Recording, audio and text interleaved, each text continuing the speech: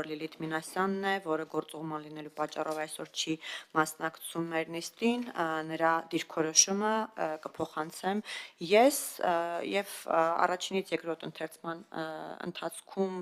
նախագծում տեղ գտած փոփոխությունները ներկայացնելու համար խոսքը ներկայումս տրվում է Արտադատության նախարարի տեղակալ պարոն Դադունցին, խնդրեմ պարոն Դադունց ներկայացրեք։ Շնորհակալություն Տիկին Ջուլիակյան, հարգելի գործընկերներ, քանի որ նախագիծը առաջին ընթերցման շրջանակներում մանրամասը ներկայացվել եւ քննարկվել է հանձնաժողովում, ներկայացնեմ միայն այն փոփոխությունները, որոնք առաջարկել է կառավարությունը։ Նախ եւ առաջ մենք խմբագրական փոփոխություններ ենք կատարել նախագծերում, որոնց մասին չնշեմ, դրանք առկա են անփաթերթում, բացի դրանից մենք նաև վճարները, որոնք պետք է գանձվեն այդ ծանոթությունների համար, սահմանում ենք որպես պետական տուրք եւ նաև պետական տուրքի չափերն ենք նախատեսում, այնպես ենք նախատեսում, որպեսզի այդ էլեկտրոնային ծանոթությունները շատ ավելի մատչելի լինեն, քան թղթային ծանոթությունները, որպեսզի դրանով խրախուսվի էլեկտրոնային ծանոթությունների իրականացումը։ Մենք նաև հնարավորություն ենք նախատեսում, որպեսզի ֆիզիկական անձը, եթե հեռախոսահամար է տրամադրել, պետությանը որևէ ծառայություն օգտվելուց եւ դա փոխկապակցված է իր այդ հանրային ծառայությունների համարինիշի հետ, ապա ծանուցման մասին նաև տեղեկացվի հեռախոսահամարին կա չհարթագրություն ուղարկելու միջոցով, որ հարգելի քաղաքացի, օրինակ քո փոստում առկա է ծանուցում։ Սա կարևոր հանգամանք է, որը մենք ֆիքսել ենք նախագծում։ Նաև մենք առաջարկում ենք, որ այն դեպքում, երբ որ էլեկտրոնային ծանոթությունը, եթե ֆիզիկական անձը չի մտնում, իր փոստ եւ չի մուտք չի ապահովում, ապա այդ դեպքում ծանոթությունը իրականացվում է նաև փոստային կապի միջոցով, այս դեպքում փոստային կապի օպերատորը պետք է հասանելիություն ունենա տեղեկատվությանը, որպեսզի կարողանա այն ծրարով ուղարկել քաղաքացուն։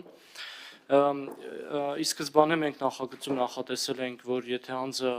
համաձայնություն է տվել, որ միայն էլեկտրոնային եղանակով իրականացվի, ապա միայն այդ եղանակով է իրականացվում։ Հիմա որպես երաշխիք բացառություն ենք նախատեսում այն դեպքում, երբ որ անձը օրինակ հոսպիտալացված է եւ հասանելիություն չունի էլեկտրոնային միջոցներին, որպեսզի այդ դեպքում իր պատշաճ ծանոթման իրավունքը ապահովի։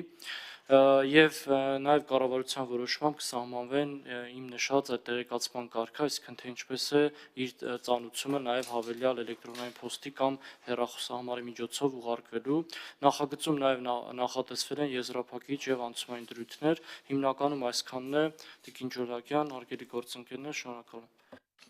Շնորհակալ եմ պարոն Դադունց,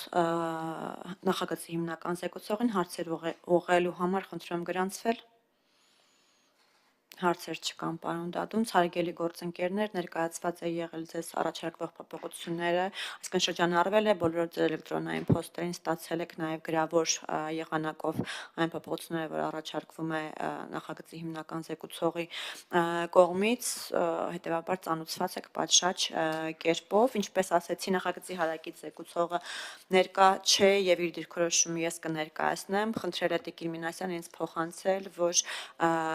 հավանության է արժանացնում նաև եւ առաջարկում է դրական եզրակացության արժանացնել ներկայացվող փոփոխությունները, հետեւաբար շատ չծավալվելու համար եւ նաև հնարավորություն տալով այս կարևոր փոփոխությունը օր առաջ կյանքի կոչել, առաջարկում եմ դրական եզրակացության արժանացնել այս նախագիծը։ Ինձ հարցեր, եթե կան, կարող եք ուղղել։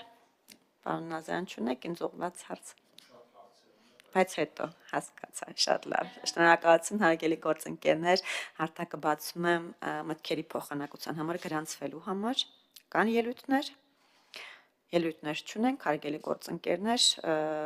եզրափակիչ ելույթների փուլ հասանք, ես չունեմ եզրափակիչ ելույթ, պարոն Դադունցը նույնպես չունի եզրափակիչ ելույթ եւ անցնենք, տեսնում եք ես ինչ արագ եմ վարում նիստերի, ի տարբերություն պարոն Վարդանյանի։